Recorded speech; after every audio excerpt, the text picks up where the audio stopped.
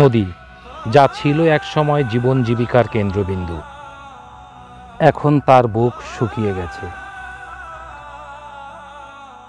মুক্তিযুদ্ধের সময় এই নদী দেখেছে জীবন মৃত্যুর খেলা, দেখেছে বেঁচে থাকার লড়াই, দেখেছে ব্যবসায়ীদের পাল তুলে ভেসে যাওয়া জেলেদের নৌকা ভর্তি মাছ।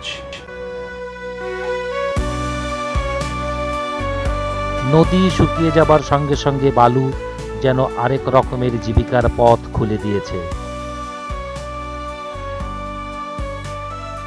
যেখানে আগে জেলেদের নৌকার ভিড় ছিল, সেইখানে এখন ফুটবল, ক্রিকেট আর পাড়ার ছেলেদের হাসি কান্নার খেলার মাঠ। নদী শুকিয়ে যাওয়া মাটি এখন কৃষকের শস্যক্ষেত্র। এক সময় নৌকায় যেখানে চলত জীবনের স্রোত, সেখানে এখন লাঙলের গুড়গুড় আওয়াজ।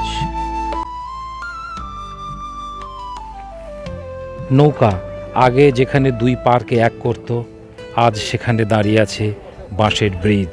নদীর বালু খননের শব্দ আর মাঠের উল্লাস যেন একসঙ্গে বলে, নদী হারিয়ে গেলেও তার স্মৃতি আর প্রভাব একসঙ্গে বহমান।